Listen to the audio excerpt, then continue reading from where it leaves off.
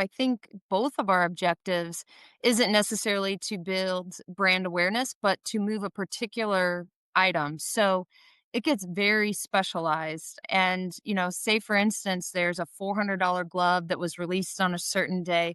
It takes a certain athlete to be able to break that down in a realistic, believable way. So it's not necessarily about the person with the most followers that just speaks to the sport. It has to be an authentic, high performing, highly regarded athlete. This is Social Pulse Podcast Retail Edition, your go-to guide to solving your biggest retail social media marketing challenges authentically. I'm your host, Mike Alton, and each episode is an honest and frank look at what marketers go through, from awful algorithms to terrific trends and ideas that you can apply to your own business. And now, the rest of today's episode.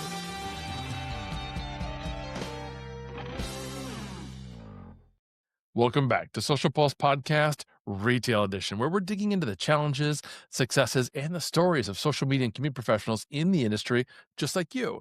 Subscribe to gain valuable insights that you'll be able to apply to your own work and social presence from each and every episode. Now, I'm wondering, are you struggling to find influencer partnerships that actually drive customers through your doors? You might be spending time and budget on collaborations, but when it comes to real foot traffic and measurable sales impact, the results just aren't there. Maybe you've tried working with bigger influencers only to see lots of likes but empty aisles, or perhaps you're wondering if there's a better way to connect with your actual local community. You're not alone. Countless retail marketers are wrestling with how to make influencer marketing work for their specific location and their customer base. And that's exactly what our guest today is here to help with. Lindsey Naber is the Senior Director of Brand Marketing at Rawlings Sporting Goods, where she leads national marketing efforts while working directly with B2B customers, including retailers, team dealers, and catalog internet accounts to ensure proper brand representation across all channels. She's also an adjunct professor at Maryville University, was recently named one of the Rising Star Women Leaders in Consumer Products and Retail for 2025, and recognized as one of 25 women to watch in 25 by Team Insight for her fresh perspectives on team sports business. Hey, Lindsey, welcome to the show. Hi, thank you for having me. Excited to talk social influence with you today. Right? We had the pleasure of being on a panel together for Digimarcon here in St. Louis, and you were telling me so many fascinating things about how you're already working with influencers, with Rawlings, on behalf of some of the other brands that you work with. So I was really excited to bring you on. Yes, we have a long history of working with influencers and really started from our base of our endorsement strategy. So, yeah, we've learned a lot, probably learned the hard way in some cases and made it a little easier for our competitors, but I'm happy to share all the fun lessons we've learned along the way. Awesome. So tell us a little bit to start about your role at Rawlings and how you actually work with retail partners on their marketing efforts.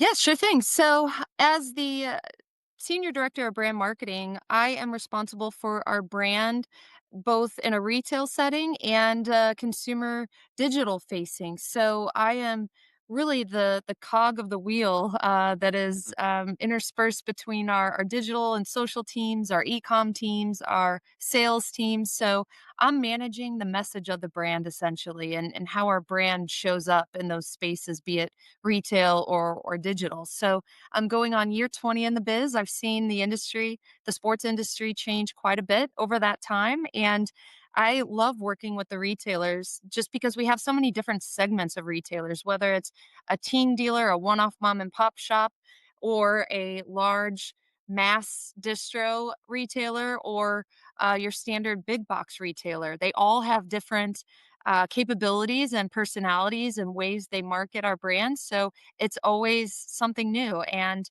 catering to their various audiences, which all differ just a little bit. So it keeps things interesting.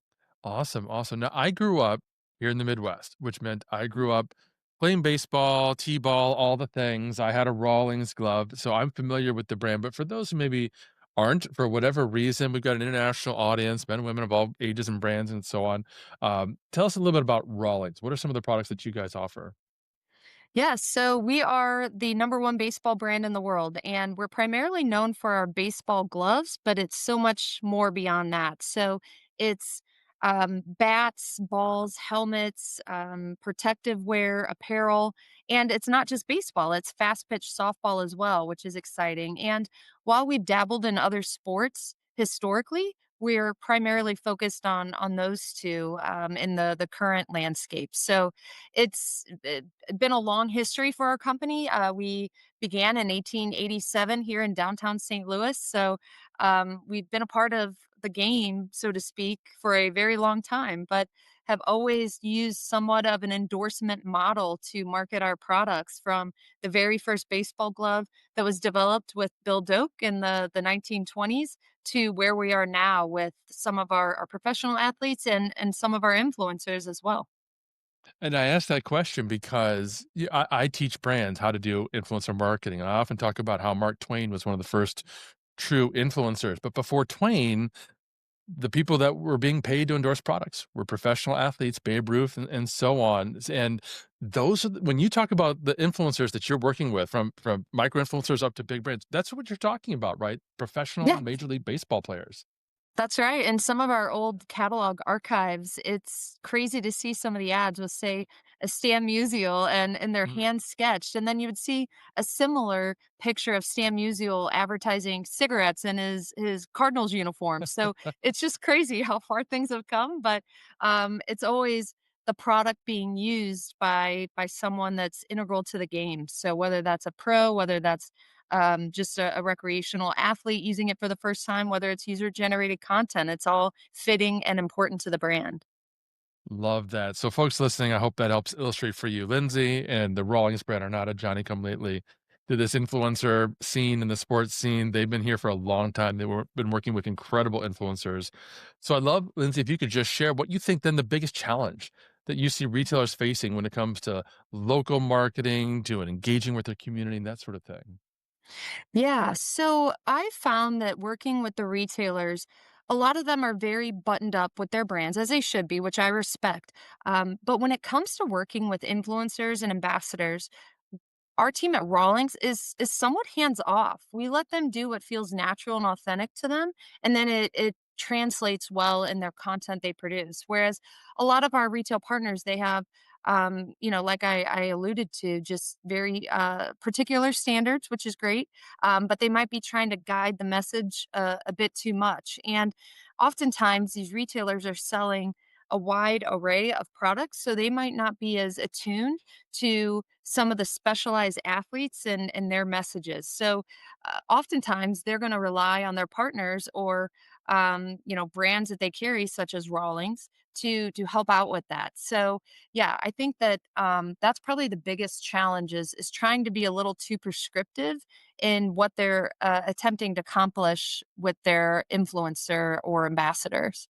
Yeah, I couldn't agree more. You have to let those creators create in their own way, in their own fashion. But it's funny. I was thinking about how you mentioned Stan Musial, who is a giant, a legend, particularly here in St. Louis. He has a freaking statue, folks, downtown St. Louis. How do you go from working with somebody like Stan? Not that you worked with Stan; he's obviously before your generation. But from working with big giants like him, mega influencers in the biz, to working with micro influencers. How did you first figure out that that was might be like a way to go? Yes, so I think over time, the consumer has become pretty savvy and they understand that endorsers are paid a lot of money for their advertisement efforts, and we wanted to find something a little more authentic to the younger athlete and consumer. So we knew they're spending so much of their time on their phone and social digital media. So why not get someone a little closer to their age group? Not to say that certain pros wouldn't be relevant to them, but the the no names essentially might carry more influence with them. So a lot of these content creators are very specialized, but they're younger. They speak the language. It reads more authentic to the younger athlete that might be a little distrustful of an ad with a professional, player giving the message, delivering the message. Yeah, I kind of feel like television in the 80s and early 90s kind of ruined mega influencers for us because we just got bombarded with TV ads of, influencers obviously being paid to just say, this is what I use. And most of the times we knew it was very unauthentic and disingenuous. When it comes to micro influencers, what do you think brands should be looking for? What should retailers be trying to spot or thinking about when they're evaluating them as, potential partners? Yes, so I think it's really easy to get caught up in the likes, the follows, just the baseline numbers. But for us at Rawlings, we look at so much more. We're looking at how many partners are within their portfolio. We don't necessarily make these content creators or influencers work just with our brand exclusively, but we also know that if it's not as genuine if they're taking direction from not only our brand but all of our competitors too. So we look at how are they respected amongst their peers.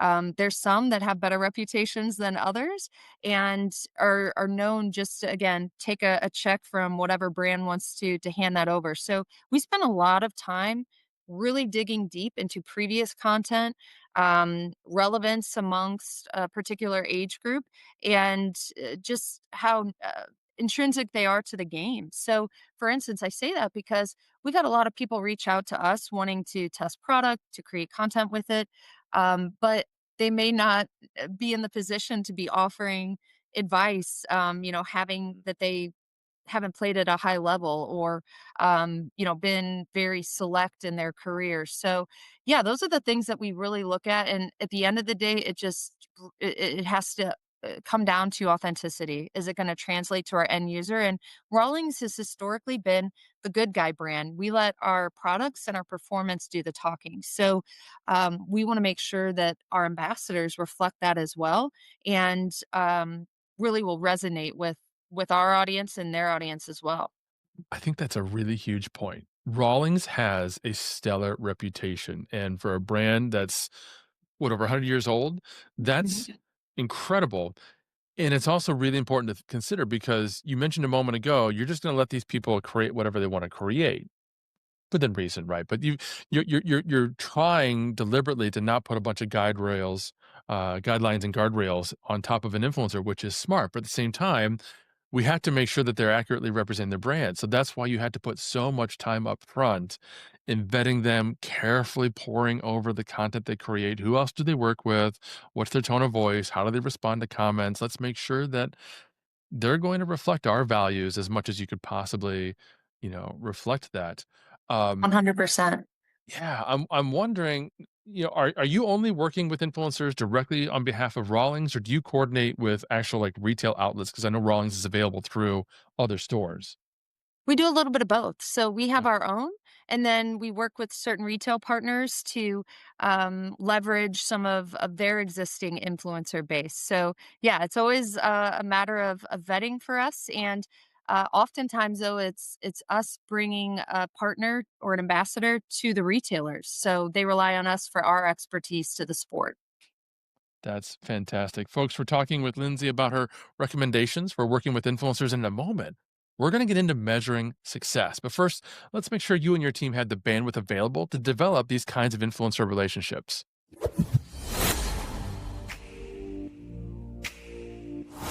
When I take a look at the biggest core benefit for Agorapulse, I have to look at two sides of the equation. I have to look at what it does for us as far as managing our community and all of the conversation management tools, which I appreciate so much. But from a far more pragmatic point of view, it saves us money. It saves us a lot of money because of the productivity features that are built in with how it manages those conversations. We don't waste time. We're efficient. Agorapulse allows me to get through all my messages and my replies really quickly. That's probably the number one reason for me wanting to use the tool. It saves so much time. A big draw for me with Agorapulse was the ability to manage my YouTube comments. That is a huge feature for me, and here's why. Because up until then, I basically would have to go into my social media manager system to do everything there, and then I'd have to log out, go back into YouTube, and do the same thing there. Now, when you are managing multiple clients, this becomes a huge waste of time. right? And what we want to do is streamline that efficiency. So we can log into one website now. We can manage all of our major social profiles there, and we're able to serve our clients with more clarity and purpose. They worked with us, they helped train us on how to get everything up and going, and we were able to cancel out all the other tools that we didn't need anymore. So it saved us a lot of time and a lot of headache for my team members, as they're, now they only have one tool that they can maximize their clients in. So, Lindsay, when you're working with those kinds of local or regional or even national retailers, I suppose, how do you help them move away from just brand awareness, from trying to go after the biggest mega celebrities they can, to actual, what I might call, sales driving partnerships with influencers? Great question. So, a lot of these retailers have carried our brand for years and years. So, I think both of our objectives isn't necessarily to build brand awareness, but to move a particular item. So, it gets very specialized. Say for instance, there's a $400 glove that was released on a certain day. It takes a certain athlete to be able to break that down in a realistic, believable way. So, it's not necessarily about the person with the most followers that just speaks to the sport. It has to be an authentic, high performing, highly regarded athlete. And so again, they've been most of our retail partners have been really great about letting us take the lead and providing those options for them. And again, coming back down to does it resonate with the person that would be buying, say, a $300, $400 baseball glove? Love how focused that is. I mean, that really reflects smart marketing, which I know a lot of folks don't really think about too. But you had very specific product and objectives in mind, a very specific audience. You're not trying to sell that glove to anybody who could wear a baseball glove. It's a very specific audience that you're trying to reach with that, and that helps guide the messaging and, of course, who you're going to work with, which is important. We don't want to use every influencer we can with every campaign that we want to run. We want to be very thoughtful and specific about that. Are there any other kind of campaign structures or collaboration models that you found working really well with your retail partners? Mhm. Yes, I would say we tend to be at a lot of baseball events. So sometimes our retailers have us capture the content, have us handle the content from soup to nuts, from start to finish, and then we just package it up and do a collab post with them. That seems to be the easiest. Again, we take as much of the logistical planning and execution off of the table for them, and they tend to appreciate it because it's then pushed out in lockstep with their brand, and they have their name on it. But we are the experts at obtaining some of that content and getting it out of our subject matter. So they have us handle all of the pre work, so to speak, before it ever hits social media or their digital channels. Awesome, awesome. So you're working with retailers, you're lining up micro influencers for very specific campaigns. How do you know what's working? How do you measure success when you're working with influencers, who, by definition, have way smaller audiences? You're not going to get overwhelming, obvious numbers. You're not going to get huge spikes in sales. How do you figure that out? It's always evolving, and I think you'll get a different answer depending on who you ask on our team. So, I have to be very strategic when I'm sharing some of the campaign results because let's face it, our executive team might look at, how much money did you invest in paying this influencer, or was it just a product trade? So they may be looking just at the high level baseline metrics, i.e., likes or follows. Whereas my social team may be looking at it from how many new followers did we gain for subsequent opportunities to market to these athletes. Our sales team is going to be looking primarily at, did this move any product? Are there any sort of sales ROI figures attached to the posts? And then some are just, I hate to say it, but a lot of times the feedback that's most important is the anecdotal feedback. So we get comments from younger athletes saying, "Hey, I can't believe you guys work with so and so." And sometimes that feedback carries more weight than any metric could ever carry. So it really is a mix of different ROI components and metrics that we use to gauge success. It is really hard to have a centralized ranking though, or metric that would seemingly appease everyone. And it also, we have to be careful too when we work with third parties or influencers, ambassadors, because we've been bit early on when some of our partners were fudging follower numbers. And so oftentimes we're having them provide the insights. So there has to be a level of trust there with our partners. That's another reason why we are so selective. Yeah, I think you're right. On the one hand, you just don't have a single metric that's going to define the success or failure of a particular interaction. But on the other hand, that's a good thing because the truth of influencer marketing is that it's going to have all these residual benefits. It's going to, promote the product and the brand to their audience, but part of their audience is potentially future influencers, future partners. So that's terrific that you're recognizing that and you're kind of trying to capture that as best you can. We all know it's really challenging when there's no direct sale coming from a particular social media post. But I'm wondering, are there any other tools or resources that you've turned to help you kind of keep up with influencer marketing or to help understand how best to work with other retail partners? Yes, so we utilize a tool known as Sprout. So that's been helpful in identifying what's being said about our brand just as a social listening tool. Also, our current lineup of influencers and partners, they tend to point out other relevant content creators and similar groups in the space. And a lot of us are just on social media ourselves. So we may see something and keep our eye on it. And we certainly don't ever want to necessarily be following a trend. And oftentimes, I've seen over the years in this space, some of the athletes grow out of their sport. They may top out at collegiate baseball or minor league baseball, or give it up to play another sport. So there could be ends to relationships just based on aging out of the sport. So we really are always just keeping our eyes open and looking at other brands both within and outside of our industry to see what's going on. But we certainly aren't necessarily chasing trends, so to speak, and we just wanted it to appear as natural as possible. Terrific. Lindsay, this has been absolutely fascinating. I want to thank you for your time. For those who want to connect with you, maybe they've got more questions or maybe they even want to work with you. Where should they go to reach out? I'm on LinkedIn, so reach out to me there. I'm also on pretty much every social media, so that's a good option as well. Terrific. Thanks all of you for listening. We will, of course, have all of Lindsay's notes and links in the show notes below. But that's all the time we got for today, friends. Don't forget to find the Social Pulse Podcast Retail Edition on Apple and drop us a review. I'd love to know what you thought of this episode. Thanks so much. Until next time. Thank you for listening to another episode of Social Pulse Podcast Retail Edition, hosted by Mike Alton and powered by AgoraPulse, the #1 rated social media management solution, which you can learn more about at agorapulse.com.